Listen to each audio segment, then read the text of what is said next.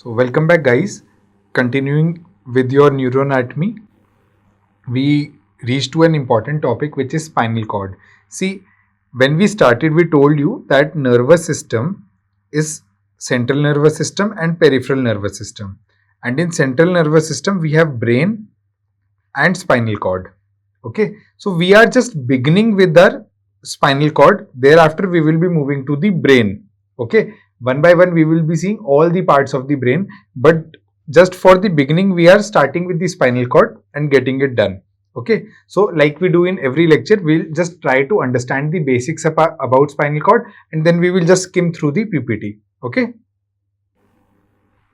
so spinal cord.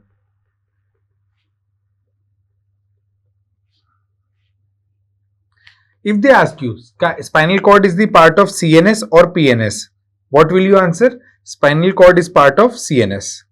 This is one point that you need to keep in mind.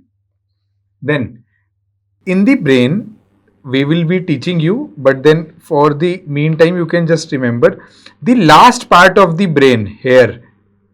We have medulla oblongata.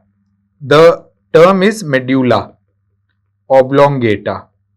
Okay, so spinal cord is said to be the extension of what part of brain? Medulla oblongata. So it is the extension of medulla oblongata. So medulla oblongata is part of brain, but spinal cord is said to be the extension of it. Okay, so these are the 2 points which they can ask you. Spinal cord, what is the extent? Extent, like how much long it is, from where till where. You know, na, spinal cord is where? It is here in the neck, and it runs down the vertebral column. It runs down the vertebral column in the back, and it reaches the lower back. It reaches the lower back. So if I am able to tell you, this is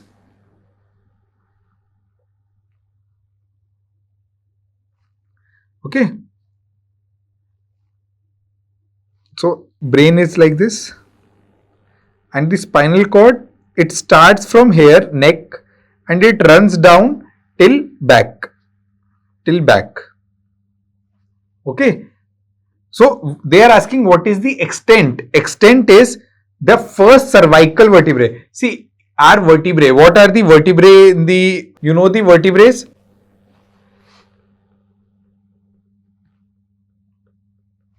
We have cervical, thoracic, lumbar, sacral, coccygeal or coccyx. Okay, these are the vertebrae we have. Okay, these are the vertebrae we have. Fine. You have to understand that the cervical means it is in the neck. Thoracic means, thorax means chest, abdomen and chest. Okay, so this is the chest and abdomen part. Lumbar is the lower back. Sacral is even lower than the lumbar. Okay, and coccyx is the bone or is the vertebra on which we sit. So this whole system is what? This whole system is the system of bones in the back, and through this runs our spinal cord. Okay, so they are asking from where till where.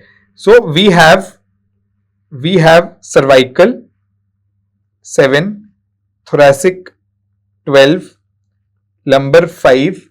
Okay, then we have sacral, and then we have coccyx. Coccyx is 1.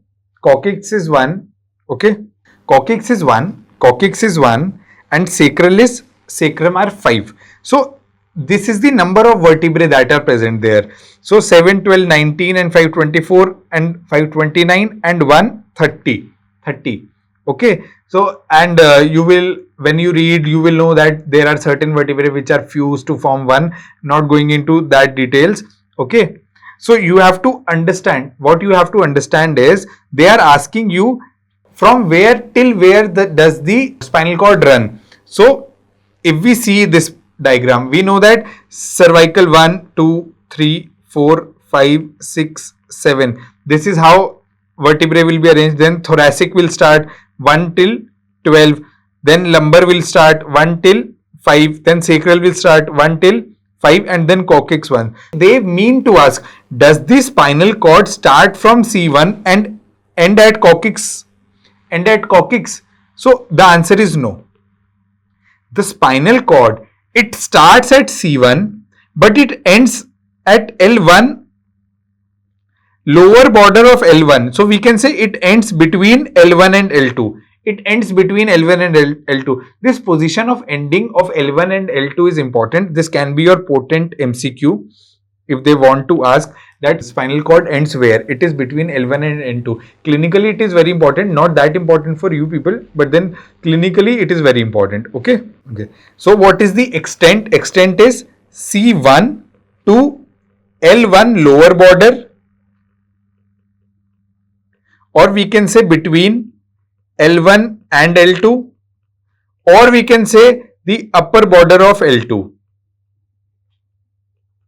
Whatever you find in the option, that is fine. Okay. This will be the order of precedence. If they give all, then L1 lower border is the best answer. Okay. L1 lower border, it ends. L1 lower border, it ends. So this is the extent. Okay. Now what is the function of spinal cord? Spinal cord helps the body to connect with the brain. I told you, body sends signals and receives signals from the brain, but this is via spinal cord. Now you will say how? I told you the diagram, the example, that this hot pan, as soon as I touch it, my signals will go. Okay, the signals, they don't go directly. What happens is, all the sensory signals from the body, sensory means this touch, pain, temperature, all the sensory signals from the body will go to the spinal cord, and from spinal cord they will go to the brain. Then brain will give out motor signals. Motor means movement, and that too it will give to spinal cord, and spinal cord will give to the body, and spinal cord will give to the body. So here what happens is, as soon as I touch the pan, the sensory signal is temperature, touch, hot, that I feel hot. It is going from the body to the spinal cord to the brain. Brain knows now that I feel hot. Now brain says, motor is the movement. So move away your finger. This signal goes to the spinal cord gives to the body, especially the finger, the upper limb, okay, to move the finger, and then I move it, So the process which I explained you earlier, that it is a very simple, brain to body, body to brain, it is via the spinal cord. So all the sensory signal from the body, they go to the spinal cord and they reach the brain. Then brain gives the motor signal, they go to the spinal cord, which reach to the body. Okay, so this is how it works. Sensory and motor, you understand? Sensory and motor, sensory is sensations, motor is the movement. Okay, this is just the basics about spinal cord that they can ask you. Then comes the core anatomy of spinal cord, which we are interested in. Core anatomy of the spinal cord. See, when we are discussing the core anatomy of the spinal cord, you have to understand that I am drawing a rough diagram. This is the spinal cord.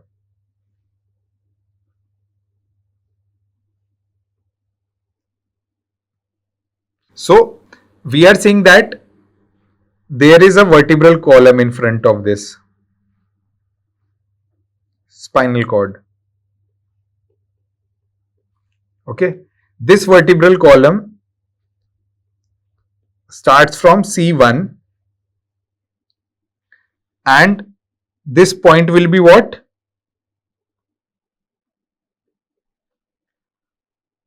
This will be lower border of L1,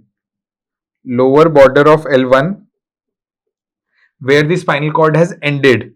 Okay, but the vertebrae, they go till coccyx. Okay, so this you have to understand that again. While I am showing the extent diagram, I am telling you the extent again, that it starts from C1 and it goes till the lower border of L1. Okay, it goes till the lower border of L1. Then other thing that I want to tell you, spinal cord is also covered with meninges. Okay, spinal cord is also covered with meninges. The innermost meninges, innermost meninges is what?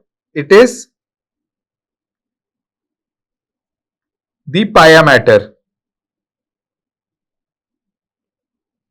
Innermost is pia, then comes arach, then comes outermost is dura. We read outer to inner, dura, arach, pia. So it is again outer to inner, dura, arach, pia, dura, arach and pia. Okay. So you see here that pia mater is covering the spinal cord in its full length. Pia mater is covering the spinal cord in its full length. Okay. Full length. So if I have to see here, so the pia mater would have covered the brain all throughout its path and then it would have covered the spinal cord also in its full length. Similarly, arachnoid would have covered the pia mater in its full path and then it has been covering the pia mater. Why I have extended it, I will tell you. Then dura mater was covering the arachnoid and then it has been covering the spinal cord as well. Okay, spinal cord as well. So brain and spinal cord both are covered with meninges, and you know, in front of all the meninges, after few layers of skin and fat, then comes the bony skull. Here in the brain there is bony skull for the protection. Here in the spinal cord we have the bony vertebral column for the protection. Bony vertebral column for the protection, which I have already told you. Okay, easy. Good. So pia, arach, dura. So you need to remember that this dura mater and arachnoid, they travel a bit lower. They travel till S2.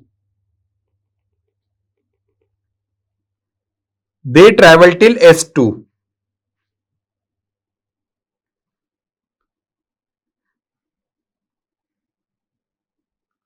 Okay, you can forget this, but just I wanted to tell you that pia mater ends where the spinal cord ends, lower border of L1. But dura and arach, they continue later as well. Okay, and you remember this space between arachnoid and pia mater. What was the space called?